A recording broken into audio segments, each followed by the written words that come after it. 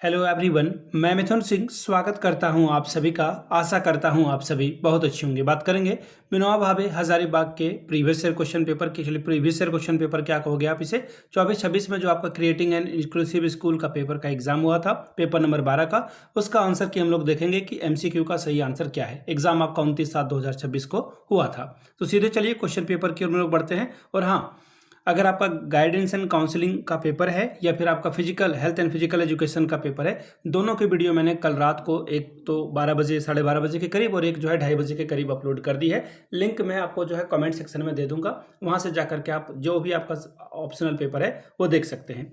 यहाँ से आप देख लो, फुल मार्क्स 40 का था और समय मिला था आपको 1.5 घंटे का। 40 में अगर आप 18 लाते हो तो आपका काम बन जाएगा। अब यहाँ से आप देख लो, सेक्शन ए ऑब्जेक्टिव टाइप के सवाल पूछे गए थे, कितने 5, और सभी सही जवाब के लिए आपको 2-2 नंबर मिलता। पहला सवाल, इंक्लूसिव एजुकेशन प्राइमरली एम्फेसाइजेस, यानी कि समावेशी शिक्षा मुख्यतः किस पर बल देती है। तो मैंने आपको पहले भी बता रखा है, समावेशी शिक्षा क्या काम करती है, सभी को जोड़ने का काम करती है, इंटीग्रेट करने का काम करती है, सभी को एक साथ लेकर आगे बढ़ने की बात कहती है। ये आप कमजोर हो, गॉड गिफ्टेड हो, मेंटली रिटार्डेड हो, उससे फर्क नहीं पड़ता है। आप लड़का हो, लड़की हो, किसी भी कम्युनिटी रिलीजन से आप बिलोंग करते हो, कोई फर्क नहीं है। आप हैंडीकैप्ड हो या फिर आप नॉर्मल बच्चे हो, सभी को एक साथ लेकर चलना है। तो यहाँ पे बोला गया है मुख्यतः, मेनली जो है किस पे एम्फेसाइज करता है, अलग विद्यालय पे। अभी तो मैंने आपको कहा सभी को साथ लेकर के चलना है, सेपरेट करने वाली बात हमेशा गलत होगी। पहला ऑप्शन तो कट गया आपका। फिर है इंटीग्रेशन विदाउट करिकुलम चेंज, पाठ्यक्रम बदले बिना एकीकरण। देखिए, सभी के लिए एक समान रह पाना असंभव है। सपोज कर लो कि आप जो है बोलोगे कि सभी को एक साथ जो है एक लकीर से दौड़ने की शुरुआत करनी चाहिए और दूसरे लकीर पे फिनिश करना चाहिए, ये सभी के लिए बराबरी का मौका है। अब मैं कहूँ किसी की एक टांग ही नहीं है और वो आपके साथ जो है फिनिशिंग पॉइंट से लेकर के स्टार्टिंग पॉइंट में एक ही साथ दौड़े, तो क्या ये पॉसिबल है? क्या वो आपके साथ बराबरी कर पाएगा? क्या कहने वाली बात यही है कि आपको पाठ्यक्रम जो है बदलना होगा और ये नीड के अनुसार आपको बदलना होगा। तो ये ऑप्शन भी आपका कट जाएगा। अगला देखिए, equal participation with necessary support.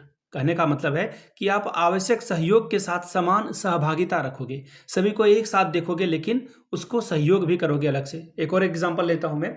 अगर सपोज कर लो कि कोई दोस्त आपका जो है ट्राईसाइकिल से आता है पढ़ने के लिए, जो वो ठीक से चल नहीं पा रहा है, अब उसके लिए कहोगे कि नहीं, हम सभी बराबर हैं, तुम सीढ़ी से जो है चढ़ करके क्लासरूम में आओ, ये पॉसिबल नहीं है ना। तो आप क्या करते हो, उसके लिए रैंप बनवाते हो, ये बहुत जरूरी है। तो कहने का मतलब है कि आप उसे आवश्यक सहयोग दोगे। तो ऑप्शन आपका थर्ड करेक्ट है। अगला है, दया वाली भावना आपको नहीं रखनी है, इम्पैथी रखनी है। ध्यान दीजिएगा, एक इंग्लिश में वर्ड है इम्पैथी। इम्पैथी रखिए, दया या फिर सहानुभूति मत रखिए। ठीक है, इम्पैथी मतलब होता है किसी के दर्द को समझने की कोशिश करना।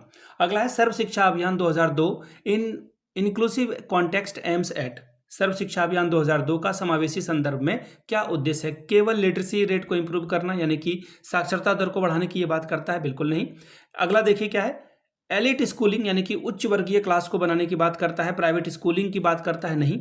यह यूनिवर्सल एक्सेस फॉर रिटेंशन की बात करता है, यानी कि सभी बच्चों तक जो है एजुकेशन पहुंचे, सभी को समान रूप से आगे बढ़ने का अधिकार मिले, शिक्षा का अधिकार मिले, राइट टू एजुकेशन का एक्ट मिले, फ्री एंड कंपल्सरी एजुकेशन मिले। ऑप्शन नंबर आपका 2 करेक्ट होगा। अगला है, multi disciplinary approach in inclusive education ensure. देखिए, कहने का मतलब है, देखो, समावेशी शिक्षा में बहुविषयक दृष्टिकोण सुनिश्चित करता है कि सिंगल व्यू पॉइंट हो, बिल्कुल नहीं। देखिए, जब आप सीटेट देने के लिए एग्जाम जाओगे तो मल्टी वाले ऑप्शन को हमेशा चुनना। Multilingualism, multi approach, different approach, ये अच्छे वर्ड माने जाते हैं। अब देखो, एक और वर्ड है हॉलिस्टिक, इसे बहुत अच्छा माना जाता है। समग्र विकास, ओवरऑल डेवलपमेंट, ये सारे वर्ड, ऑलराउंड डेवलपमेंट, ये वाले ऑप्शन सही होते हैं। तो यहाँ पे देखो, समग्र विकास करने की बात कर रहा है, ऑप्शन 2 तो बिल्कुल सही है। फिलहाल तीसरे को देख लेते हैं। टीचर डोमिनेंट की बात नहीं करते हम लोग, जब भी एजुकेशन की बात आएगी तो टीचर डोमिनेंट नहीं होगा। और स्टैंडर्डाइज टेस्ट होना हो या फिर कोई भी सिलेबस हो, ये सब अच्छी बात नहीं माना जाता है।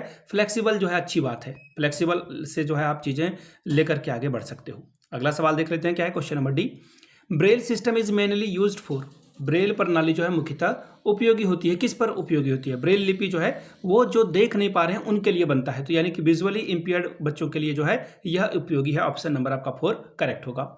नेक्स्ट सवाल, question number 5, assistive devices in inclusive classroom aims to. समावेशी कक्षा में सहायक उपकरणों का उद्देश्य क्या होता है? देखो, बात हो रही है किसकी? असिस्टेंट डिवाइस की, अगर कोई देख नहीं पा रहा है तो आप जो है अगर थोड़ा बहुत देख पा रहे हैं तो उसके लिए जो है आप विजन जो भी ग्लासेस वगैरह है वो यूज़ कर सकते हो, बच्चे को सबसे आगे बैठा सकते हो, ये सारी चीज़ें बढ़ती है। तो कहा गया कि इससे जो है निर्भरता बढ़ेगी, बिल्कुल नहीं। आप अगर सहायक उपकरण दोगे तो बच्चा खुद से जो है चीज़ों को कर पाएगा। ट्राईसाइकिल दोगे तो वो खुद से चल कर आ पाएगा। टीचर को रिप्लेस करने की बात नहीं की जाती है, तीसरा ऑप्शन भी कटेगा आपका। और आइसोलेट, मैंने आपको क्या कहा, अलग थलग नहीं करना है। इंक्लूसिव स्कूल में सबको साथ लेकर चलना है, तो आप देखो ऑप्शन नंबर आपका 1 करेक्ट है।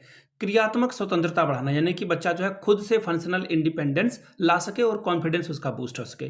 तो ये था आपका 5 सवाल जो कि एमसीक्यू वाला था, जो कि मैंने आपके साथ साझा कर दिया। 5 में से आपके कितने आंसर बनते हैं सही, वो आप नीचे कमेंट करके बताइएगा।